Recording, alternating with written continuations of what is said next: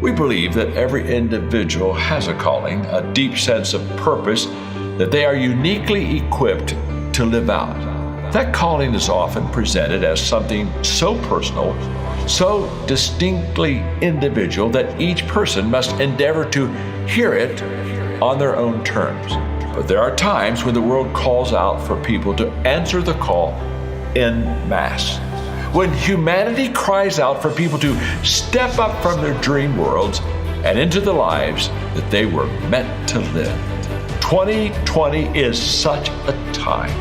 And over the last few years, our enterprise has spoken passionately about the leadership deficit, how we need to raise up more better leaders and to create a better world. We've seen tremendous response, but our voice alone has not been enough to turn the tide. Now, with everything that has happened in 2020, it seems as if the world itself is calling out for everyone to step up to the plate and lead the way. From chaos comes clarity, and from clarity comes conviction. We have chosen to answer the call of leadership and in turn, magnify that call worldwide. Hey, welcome back to Leadership When It Matters the Most. Mark Cole here, John Maxwell here, and we are glad to be adding value to you yet again. John, Patrick Lencioni was incredible last week. Hit the ball out of the park, didn't he? And we already are having an incredible response to the launch of our virtual Live2Lead 2020 event. Be sure to secure your ticket at live2lead.com/virtual. Now today, continuing our series featuring some of the best Live2Lead speakers that we have had, here is John. John, tell us about today's speaker. I'm glad to, Mark. Thank you very much. Valerie Burton is a coach, a speaker, and an entrepreneur. She's the founder of the Coaching and Positive Psychology Institute. She's the author of 12 books, and she joined us for Live2Lead in 2015. Her message will encourage you. It will inspire you to be resilient. Here is my friend, soon to be yours, Valerie Burton.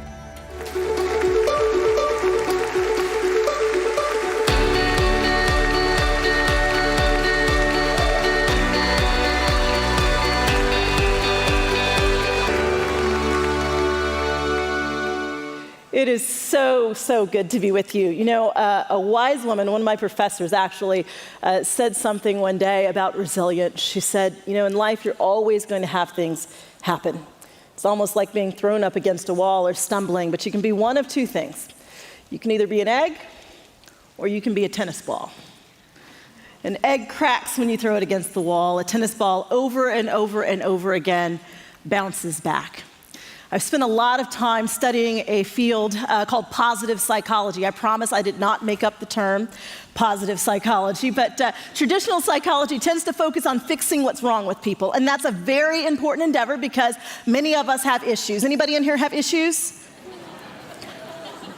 Only about half of you have issues? The rest of y'all really have issues, okay? And I'm gonna try to help you today. But positive psychology, instead of studying issues, instead of studying what happens when things go wrong with us, positive psychology is the study of what happens when things go right with us. What is it that happens when you're happy? What is it that happens when you tap into your strengths? What is it that really happens when you thrive, and what causes that? And what is it that causes you to be resilient?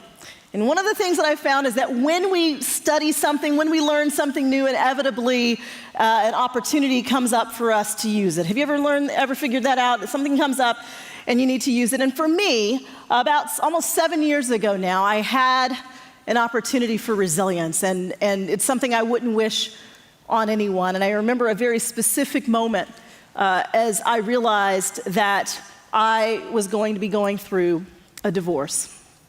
And there is no one that gets married expecting their marriage to end. And I remember a specific moment standing at my kitchen counter, and I was just overwhelmed with emotion as the reality was setting in. And it was like a puddle was forming on the kitchen counter. I was home by myself. The tears were just pouring.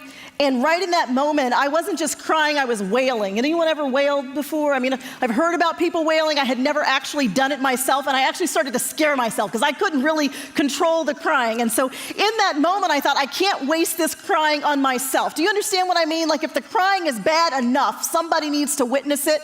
You understand? So I thought, who could I call? Who could I call? I decided to pick up the phone. I called my mother, and my mother knew what I was going through, but she had never quite heard me like this. And so I'm talking, but she can't really understand what I'm saying, and I'm sputtering all kinds of nonsense. I'm like, I don't know what I'm going to do. I think I'm going to go crazy. I think I'm just losing my mind.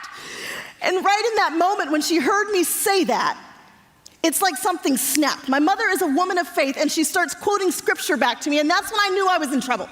She said to me, she said, life and death is in the power of the tongue. Do not say anything about your life that is not true. You are not losing your mind. You're not the first person to go through this, and you will make it through. In fact, she went a little bit further than that. Let me tell you something. When you want to feel sorry for yourself about where you are, do not call a resilient woman, okay? Do not call somebody resilient. And what she said to me was, she said, you know, you sound like you look pretty ugly right now. And I thought, that's not what I called her. She said, I want you to go in the bathroom. She said, wash your face. It's a nice day outside. Take a walk. Call me back when you return from your walk. And I said, okay. Now, it's not that I never cried again, but I never cried again from that woe is me place. In that moment, I made a decision that I would walk through the fire, but I would not allow it to consume me. And I made 5 commitments to myself. The first one was, I will not feel sorry for myself. When you land in that ditch, and sometimes life will sideswipe you into a ditch. Sometimes your career will get sideswiped into a ditch. Sometimes it's a relationship. Sometimes it's a health scare. At other times, it might be financial. There are 5 commitments you have to make. Number 1, I will not feel sorry for myself. Number 2, I will not stare at the closed door. Do y'all know what I mean by that? Staring at the closed door. So often we're staring at what things used to be, and it's like this movie screen that we're just looking at. And sometimes it's people we need to forgive. It's things that have happened. And we just keep staring at the closed door, the door that's not going to open again. And we express our frustrations. And by now, you guys are probably getting tired of looking at the back of my head. I mean, at some point, we have to turn around and face forward, even when we don't know what's coming. Because it's the only way for us to see the open doors that inevitably will happen if we just start moving forward. Because life doesn't always go the way we planned. I learned that I had to dig deep for all the courage that I needed. And you have to make that commitment to yourself, because it takes courage to be resilient. It takes courage to move forward in the face of your difficulties. Anybody in here ever been sideswiped into a ditch? Y'all know what I'm talking about. And it takes courage to dig up out of that ditch. I learned probably my biggest lesson about courage when I was about 11 years old. I grew up all over the place. My father's retired Air Force, but when I was 11 years old, my grandmother, that particular summer, I used to spend all my summers with my grandparents in South Carolina, and that summer she came back with me to Denver, and one Sunday we were driving up in the mountains, and we were in Estes Park, the highest paved road in the world is in Estes Park. And as we're driving up, I mean, you just go up so far. In fact, we stopped at one point. We were looking over at the clouds. I mean, I literally was looking down at the clouds. We were 14,000 feet above sea level. And a few minutes later, as we're moving across the Continental Divide and the road starts to get narrow, you actually cannot turn around. And I think, I was starting to get a little nervous because I noticed there were rails, and then all of a sudden there were no rails. You ever notice that up in the mountains? And I didn't know if, did somebody plow through this rail, or did the workers just get tired? I mean, I didn't know what was going on. My grandmother must have been thinking the same thing, because about that time she started digging down in her purse. She was looking for her blood pressure medication, and she started yelling at my dad, "Junior, turn the car around." He's like, "I can't turn the car around. We can't turn around. We have to go all the way to the bottom." And right about that time, I had to go to the bathroom. And so it was chaotic in the back seat. My dad's like, "Look, it's Sunday. There are no restrooms up here. You have to wait." And I thought, okay, I'll just cross my legs and hope for the best. And a few minutes later, I saw a lodge. And we stopped in the parking lot of that lodge, and I had hit the jackpot, because at the edge of the parking lot, there was a row of outhouses. And so I jump out. I'm not thinking about what's on the other side of the outhouses. I run because I am on a mission. Do y'all understand? I'm on a mission. And so I turn the corner around the outhouses. And when I turn the corner, there is a moose standing there. You ever seen a moose up close? Yeah, a horse has nothing on a moose. This thing was humongous, and it had those, those big antlers, and he kind of seemed like he cocked his head to the side when he saw me. I could have sworn he licked his lips. He was like, she looks tasty, chocolatey even. Right about that time, I decided I really didn't have to go that bad. I just kind of backed up, ran back to the car. I got in, slammed the door. My parents were like, what happened? I said, there's a moose over there. I'll be fine. My father starts to crank up the car. Grandmama's sitting in the back seat, and she looks aggravated. Like, how dare that moose try to intimidate my grandbaby? And so she says, you know what? Come on here. Now, when your Southern grandmother says, come on here, do you know what you do? You come on here. I didn't ask any questions. We march across the parking lot. We turn the corner. The moose is still there, but this time, it's grandmama and the moose eye to eye. And she looked at that moose like it was a poodle, and she said, gone now, get.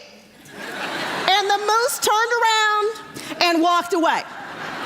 Now, I tell you that story because your fears are going to pop up. And oftentimes what you need to do is acknowledge them and talk back to them. Acknowledge the fears that are there.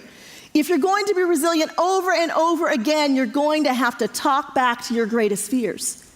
And so making that commitment, I will dig deep to unearth all the courage I need. But commitment number 4 is at the core of resilience. It is, I will direct my thoughts. My thoughts will not direct me. You cannot control the thoughts that come to you, but you can control which ones you choose to dwell on. And being intentional about not only noticing your thoughts, but asking yourself, is this thought helpful to me in moving forward, or is it harmful? If it's helpful, keep it. If it's harmful, replace it. I'm not saying it's easy, but what I am saying is that it's possible. The most resilient people are aware of what they say to themselves about the things that happen in their lives. It's not about what happens to you, it's about what you say about what happens to you in your life that determines how far you'll go. And the last commitment that I made that I think all of us can make to be more resilient was very simple. I choose to believe all things work together for good. That doesn't mean that everything that happens is good. But it means that in the end, despite the things that you go through, that you can actually somehow end up in a better place, that it expands you in some way, that when you come out of your difficulty, that you are somehow wiser, or perhaps you are more grateful. I don't know what it is for you, but for each one of us, through whatever difficulties we go through, we have the opportunity to be expanded and to grow. So I'm going to share 7 very specific things each of us has to do to be resilient. And I believe resilience is at the core of success because inevitably we're going to face problems, we're going to face obstacles, we're going to become discouraged. And when you are resilient over and over again, you bounce back. You bounce back. So number 1 is picture your possibilities. If you're going to be resilient, you have to have a clear vision of where it is that you're going. When I found myself that day at the kitchen table and decided somehow my life was over, which clearly was not true, when I moved out of that, I said, what do I want it to be? Because it is what it is. I mean, sometimes things happen in life and there is absolutely nothing we can do about what happened. But the question is, where are you going from here? What is your vision? I had not envisioned myself 36 and divorced with no children. But I knew that part of my vision, besides doing what I do professionally, was a personal life that included a happy, healthy marriage and family. And I kept that vision right in front of me every single day. What is your vision? Where is it that you're going? Inevitably, your fear will pop up when you have the vision. But the question is your vision clear and compelling enough to allow you to push through the obstacles when you face them? The U, and I'm spelling out an acronym for purpose, the U is use your failures and your mistakes as a learning tool. So often we beat ourselves up for our mistakes or we begin overcompensating for our mistakes. Anyone ever overcompensated for things that perhaps you failed at? Anybody failed in here? We've all failed at something. If y'all can picture me, exchange my yellow dress and my pumps for combat boots and a rifle. Can y'all picture me? You can't picture it? I don't look tough? What's the deal? Yeah. So 25 years ago, I had come home from school. I went to the mailbox, and I'll never forget pulling out this big, huge white catalog envelope. And on the outside of it, it said, presidential appointment. Now, I had applied to the Air Force Academy, but I thought I didn't get in. It was the first week of May. And so I had just assumed I didn't get in, but I had gotten in. I remember running in the house. My father was stationed in Korea that year, and I called him on the phone. It was like 4 o'clock in the morning there, and I said, Dad, I've got to read something to you. I got a presidential appointment to the Air Force Academy, and so my dad, I had never actually heard him cry. But he started crying. He starts yelling down the barracks, my daughter got into the Air Force Academy! And I heard all these guys going, ah! And I was thinking, I'd already decided I didn't actually want to go. I just wanted to tell him. And my parents thought, I had wanted to go, but I had kind of changed my mind. My parents thought, it would be good for you to go. And so I went, and I got there, and I got my grades the first time. And I'm sure y'all are all super smart, but I got my grades the first time. And I had a 1.4. Yeah, did y'all know you could get a 1.4? It's really not that hard to do. And it just seemed to go downhill for me. That was a rough year for me. But most importantly, what I learned in that year was that it was not my passion.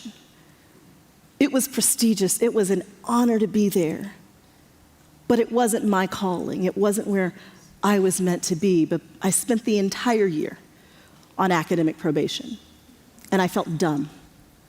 I had been good enough to get in, and yet when I got there, I had not performed at the level I thought that I would. And so I began overcompensating, trying to prove that I was still smart. If I can't prove it through my grades at this point, maybe I could prove it by finishing school early, and that's what I did. I finished college in 3 years, but when you're overcompensating, you always push out your finish line. Some of you are constantly pushing out the finish line, trying to prove something to people who are paying absolutely no attention. Anybody ever been there? And so I pushed out the finish line, and I went to graduate school, and I finished, and I had just started enjoying school, and I was 21, and I had finished grad school. Any parents in here, what do you want your kids to do when they finish school? Get a job. It's a good idea if they could just get a job. Do you understand what I'm saying? And so there I found myself just enjoying the journey, and I was done. And nobody was paying attention. Whoever I was trying to prove something to was not paying any attention. And what I discovered later on as I began studying positive psychology is that I had something that Dr. Carol Dweck out at Stanford would call a fixed mindset. We either have a fixed mindset or a growth mindset. And a fixed mindset is one that's always trying to protect where they are. A fixed mindset believes that your intelligence is set, that your talent is set, that you're, if you're an athlete, it's set, that wherever you are right now, you need to constantly defend it. And so what that means is that you may not take on bigger challenges because those challenges may prove that you're not quite as good as you thought you were. You would rather stick with the challenges that you know will sustain whatever status you have in terms of your intelligence or your talent or whatever your gift is. In fact, she discovered it by doing research with young children who were in gifted and talented programs. And she would give them increasingly more difficult puzzles. And here's what she discovered. About 3/4 of the kids, when the puzzle would become too difficult, would become very frustrated. And in fact, saw it as some kind of an affront to their own intelligence. But there was a small percentage of the kids that when they got to a puzzle they did not understand, got excited. They licked their lips, put their hands together, and she's like, what is wrong with these kids? They're excited about not being able to figure out something. And so she began questioning and interviewing them. They said, why are you excited about something you don't know anything about? And they said, well, it's a puzzle, so there must be an answer. I'm about to learn something. These kids had what she calls a growth mindset. A growth mindset believes that where you are today is just a starting point. It is just a starting point. And you can grow from here. Your intelligence can actually grow. You can hone your talent. It can apply to your relationships. You may find that you've always found yourself somehow in dysfunctional relationships. And so you begin to believe that's your lot in life. A growth mindset says, yes, but I can learn and I can grow from here. You may have struggled in your business. Perhaps you're great at the marketing, but you're not so great at the strategy. And so right now, could you believe that whether you find the talent or whether you learn it, that you could grow from here? We have to use our failures and our mistakes as a learning tool. The R in purpose is reach out. The most resilient people never go it alone. They're willing to ask for help. They always have a mentor, someone that they can look to. And sometimes we have what I like to call historical mentors. You might not always get to talk to your mentor, but you can always study the most successful people. How did they handle failure? How did they handle that success? What were the steps that they took? Reach out. The second P is put things into perspective. Put things into perspective. And here's what I mean. We can go literally from, we have something negative happen or a trigger occur in our lives, and we can go from 0 and spiral down to everybody's dead in like 10 seconds. Anybody ever do that? Psychologists call it catastrophizing.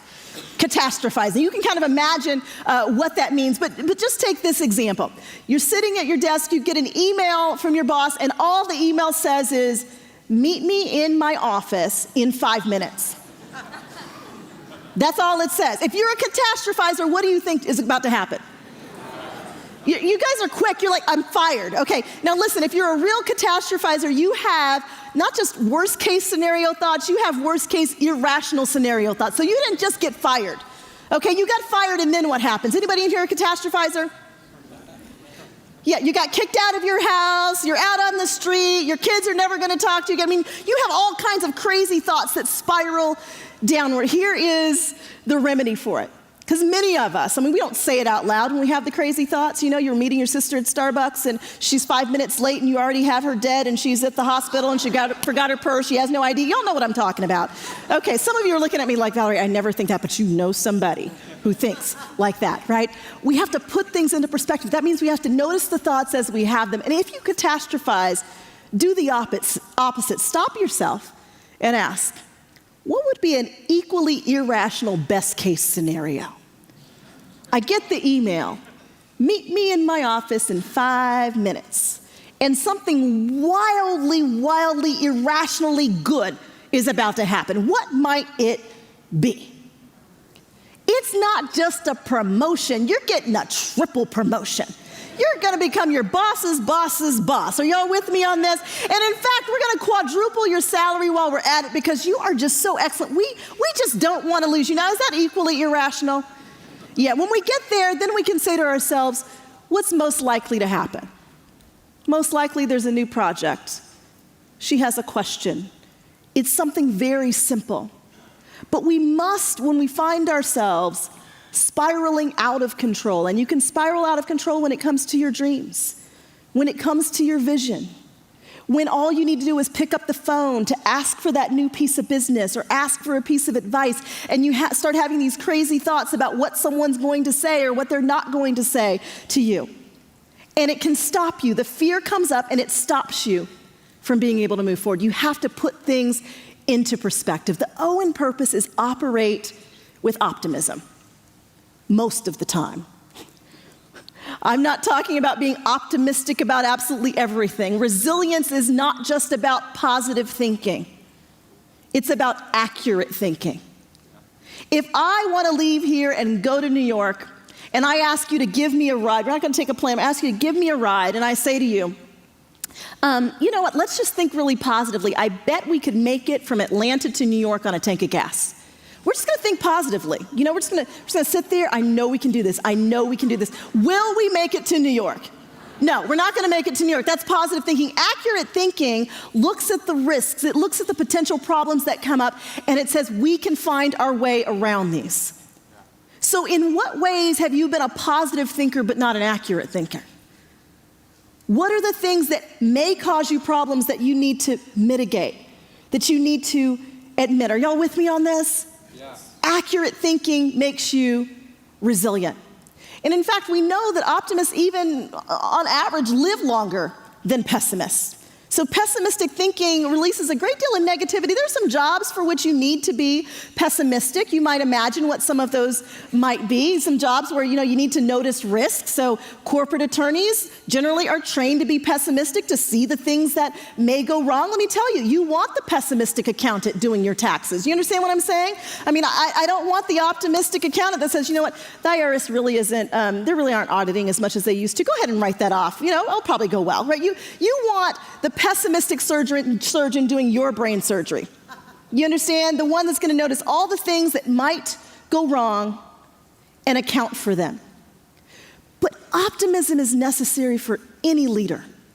You want the optimistic leader, the one that's going to help you to see the vision. So as you're leading people, I'm curious, how optimistic are you and how much do they see your optimism?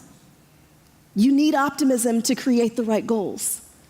It takes hope to start a goal. It won't get you to the goal, but will help you to create the right goal. So operate with optimism. Optimistic thinking styles are actually correlated with success. So we know that those who think more optimistically in the face of failure, what do you say to yourself about why you failed? And in the face of success, what do you say to yourself about why you succeeded? Those who are optimistic in their thinking style are far more likely in the face of success to say, it was me. I put forth the effort. This is why I succeeded. They're more likely to say, you know what? This is going to affect everything I do. I didn't just succeed over here, but because I did over here, I bet I could do it over here. And they see it as being permanent. This isn't just a fluke. This isn't a one-time thing, but I bet this is going to continue. But the most pessimistic thinkers, in the face of failure, they don't account for themselves. They say, you know what? It wasn't me. It was luck. It was just kind of how things lined up. And they don't see it as permanent. They see it as being temporary. It happened this time. I'm not so sure about next time. And when they fail, they think it's going to impact absolutely everything they do. I want you to begin noticing, how do you explain your successes? And how do you explain your failures? The S in purpose is simple, it's serve. We're all here to serve. At the core of your purpose is your ability to serve. In fact, I believe that you can answer your purpose, your mission statement, with this simple question. How is someone's life better when they cross your path? How is someone's life better when they cross your path? Very simple, but very profound. Whenever we go back to purpose, we are resilient.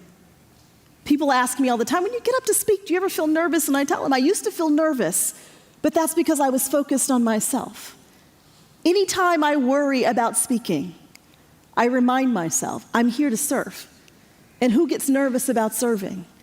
I'm here today to serve you. I believe our paths crossed for a reason. If there's one statement that I make that impacts you, I know I've lived out my purpose. So if you've never answered that question, how are people's lives better when they cross my path? I want you to answer that question, because that answers how you serve. And then the E in purpose, very simply, is embrace joy. Embrace joy. You may not have realized that happiness is actually a success strategy. We tend to think that success produces happiness, but it's actually the other way around. Research shows that happiness actually causes success. It's not just correlated with success, it actually causes success. People who have more positive emotion, when they follow them over several years, are more likely to get promoted. They are more likely to get raises. They actually live longer. They are less likely to get sick. They are more likely to get married and stay married and be happily married. There are so many things that are correlated with happiness and with joy. So I'm going to leave you with just a couple of happiness triggers, because I don't care what you're going through. If it's a difficulty, if you've been sideswiped into that ditch, if you find yourself needing to bounce back, joy has to be at the center of it. It has to. I had the opportunity after I finished grad school at the University of Pennsylvania to do some work with resilience that had to do with the military, and I was so intrigued that when we would have these soldiers take what's called the VIA, which is a strengths assessment, so many of them had as one of their top strengths humor and playfulness. Now, these are people that have been to war multiple times. But can you imagine the power when you are in that situation of having a sense of play, of having a sense of humor, of being able to just release all of that stress sometimes by just having a good joke? Are y'all with me on this? When you're going through difficulties, it's even more important at that time to be happy. And as I was going through my own difficulty and going through a divorce and thinking that life was over and making that decision to start picturing my own possibilities, I stumbled upon something so profound one day, yet so simple. I had been kind of just wondering, I wonder if things would ever come together for me. And, I would be happy if I could be happily married, if I could have children. And then this thought came to me very simply, Valerie, be happy now. If you cannot be happy while you're waiting for what you want, you will never be happy when you get it. Will you be happy right now, exactly where your life is, exactly where your business is? Will you find some joy? And there are simple ways to do it. Many of you, it's simply about serving. Some of you need to activate the happiness trigger of anticipation. Anticipation is just having something to look forward to. Or perhaps my favorite happiness trigger, which is simply smile. Did you know that we don't just smile because we're happy, but that when we smile, it actually releases serotonin and endorphins to the brain? So research shows that even if you don't feel like smiling, if you will just put a pencil between your teeth, you see what I'm saying? You will still release the serotonin and the endorphins to the brain. If you don't have a pencil, I suggest that you simply make a hard E sound. Will y'all do this with me? Just go, E. You understand? When you get really stressed, you need some more serotonin and endorphins. Sometimes you got to really get into it. E. Release that serotonin, release those endorphins. We have to find that way to find our own joy. So picture your possibilities, have a clear vision for where you're going. Use your failures and your mistakes as a learning tool. Adopt a growth mindset. Reach out. Who is it that can help you? Who is it that you can help?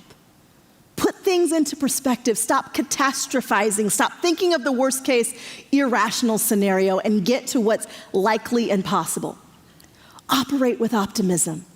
Not just positive thinking, but accurate thinking. Serve. Always asking yourself every single day, why am I here? And am I accomplishing it? And embrace joy. When I finally embraced joy, when I finally decided to simply be happy, magically, the man I was meant to be with showed up. In fact, he showed up with 2 daughters that had names I had already picked out for my daughters, Sophia Grace and Addison Olivia. And this year we had the opportunity to adopt a baby boy. We've got a 19-month-old. Vision is powerful. What's your vision? Stay focused on it and find your joy. God bless. Wasn't that an incredible talk from Valerie? Wow, such a powerful and encouraging example. A great reminder of why we bring such high caliber people to Live to Lead. There's still time to join us in 2020. Would love for you to be part of this year's Live to Lead, and I don't want you to miss out. Yeah, John, you're right. There is still time. We have some space. We have space for you at Live to Lead 2020. Remember, you can visit the website live2lead.com/virtual. Thanks for joining us again today on Leadership When It Matters the Most.